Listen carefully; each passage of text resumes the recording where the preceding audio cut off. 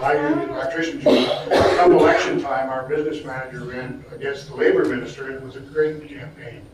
He ran as an NDP candidate, gas replacement was this. I approached him twice, if not 3 times, offering him the help of the Dandelion Political Action Committee. At that time, we put a lot of boots on the ground for the NDP. And in fact, we had people working on our business manager's campaign, unbeknownst to him, that they were actually Dandelions. We infiltrated them. But in any case, on all 2 or 3 occasions, he turned me down. He lost by 70-some votes. And that was a great disappointment to us. But I think that might be an example of where we were in relation to our leadership. Building trades unions are they're individual unions, they're trade unions, they're craft unions.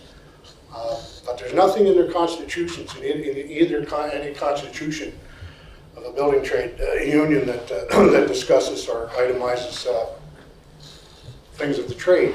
In my instances, there's no mention in my constitution about Ohm's law or a conduit fill or electrical code. There's none in the Boilermakers and the fitters and the Teamsters, anything. It's all about working together and developing the solidarity and the drive to move forward. That's what it's about. That's the gist of it.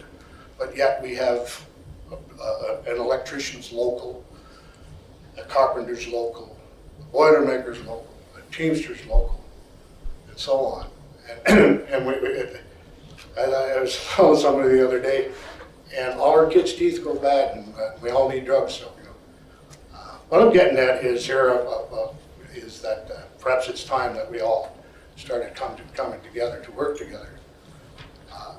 We shouldn't be divided along trade lines. We're not divided along class lines. I hope that helps you with the question. But yeah, no, there was some animosity. We were disappointed that we didn't have that. But listening to the people yesterday speaking, I realized that that's prevalent right through the labor movement. I think that a lot of the members are isolated from their own leadership, from their own union. There's not an outreach. There has to be developed a communication system through the administration, people in a union, to the people in the field, and from the people in the field back to the union, to the administrators, so that they can both move forward. They can both educate each other and activate each other. This one-way kind of thing is ridiculous from the top down. It's never worked, and monthly meetings just don't cut it. So there has to be an aggressive change. There has to be an upset within the labor movement to make that kind of thing happen. And I think it's time. My local is 120 years old. Brother Martyn's local is older than that. That's a long time for one organization to exist. Maybe it's time for a change. Excellent. Dave, can I just tackle yeah, you go ahead. I think it was a great question, and Dave, I think it needs there's more answers that we certainly want to hear. I think, for me, and I'm going to be controversial here, I've been around the labour movement 35 years now in this country, and I've seen many different labour leaders of different stripes, different political stripes, different social, political stripes. I've seen members like that. I've seen members that you can get on a picket line in a heartbeat. But you know what? They support things like gun control. They don't support gun control. And they have these really wacko right-wing ideas, but they'll be on a picket line. So where I start from the premise of being a trade union leader is here. And that is, what is your central core? What is your foundation? Where do you really come from in terms of a value system? There'll always be places that people get off on different routes on the bus. I don't think there's any doubt about that. I do think some days that I think, am I doing this because I believe in this, or I'm doing this for my membership? But I know who I am, and I know what I believe. But you get people, and it's not just in the building trades, in every union that get elected and they don't have a clue. They don't have a central core fabric to what this business is all about. And that's the premise you have to start with. And so we as trade union leaders may not all agree on the same place. And so some union leaders felt probably threatened by the Dandelions, totally. Why? Because they were worried about their next election. They were worried that these guys might actually get popular with their membership and get them out of office. Well, that's the wrong reason. Because if they really could could stand at a podium and talk to people about real political philosophy, they would never be in danger because they would be believable. And so I don't feel like, there's times when, yes, I felt compromised. You sit in a boardroom and you're talking to oil sands people. On the other hand, you think, I've just done something recently, and some people have seen it, these ads with the Canadian Association of Petroleum Producers. Did I feel compromised to some? Absolutely I did. Because I don't believe in everything that's going on up in the oil sands right now. So you have to make decisions, but I always come back to the place. Where is my conscience, politically and socially and philosophically and from a union perspective? If you can always ground yourself back there, I don't think there should be. You should never feel insecure, and those that do then probably shouldn't be standing in front of be leaders of a union.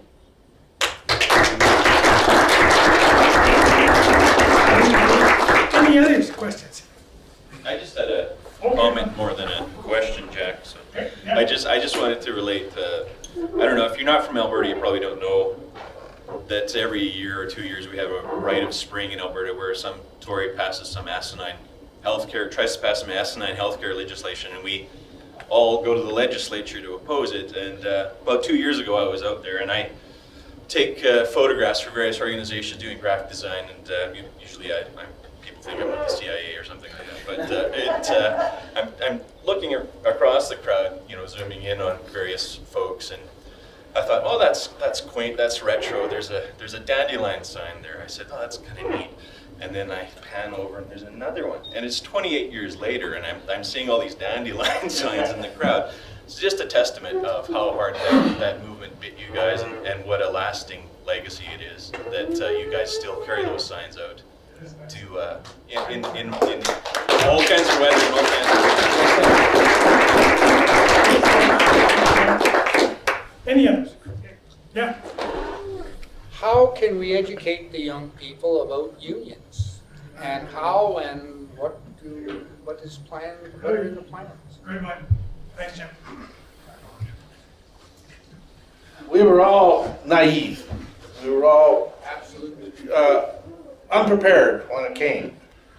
They blamed everything on Trudeau, and not necessarily was his fault at all. He tried to initiate a made in Canada oil price. What are they trying to do now? Same thing. Why are we selling our oil at a cut rate down the States and driving here in Alberta with higher gas prices than they do with our oil down there? Does that make sense?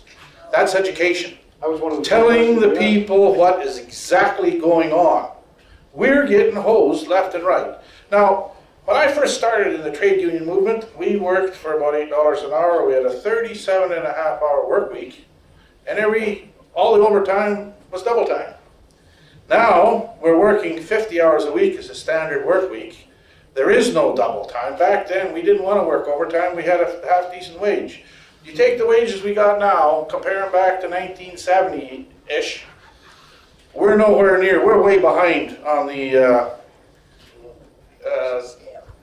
wage scale, and the whole system in this country is predicated on inflation. Well, the inflation has ate up any advance we've ever made in the trade union movement. That has to be brought back as an educational thing to the people that want to get in the trade. Everything that happens is education, telling the story, relating the issue. And that's the way you do it. You have to get back to telling everybody what is going on. What happened back in the 80s? What did we do right? What did we do wrong? Well, they knew we did something that shook the cage so bad that we knocked 16 conservative MLAs in Edmonton alone. We introduced them to unemployment, which we had. They didn't like it. We put a few liberals in too. I got active in St. Albert, which was a very conservative, rich, upper scale part of the Edmonton area. Well, we got Brian Strong elected as an NDP member of the legislature. I was his constituency president. I got involved, I got active. That's what you have to do, is tell them, I can't fight these people. I can't fight the Koch brothers. They got all this money. Well, you know what beats them? Each and every one of you. Go out and vote. And vote in unison for one group. Find the person you want to get in there. Vote against the supporter of the Koch brothers, which is the merit shops and all this stuff. You know how the merit shops got started down the States? The right to work, it was down in Louisiana and places like this where they had oil companies' energy interests. Kind of sounds familiar, doesn't it? They decided it was very easy to go after the trade union because they weren't that well organized. So they brought in this thing called right to work. We got the same thing here, folks. It just hasn't, because there's a shortage of labor for this little bleep we have right now, because there is a recession coming. Don't think there isn't. And it's going to come in Alberta. That's when they strike. Now they're in here already, and they will start going after the trade union movement. They'll go after everything, and then, okay, so what? You're tradesmen. We don't care about you guys. You can sink down the river. But it hits every other point of labor legislation. You know, the workplace, health and welfare, pension plans. It hits everything. Not only in the union sector, but in the non-union sector too. Thank you.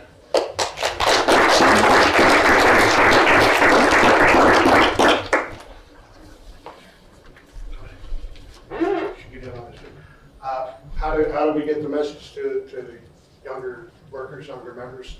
I don't have a clue. Been struggling with it for a long time. But I know for one thing, we're social beings.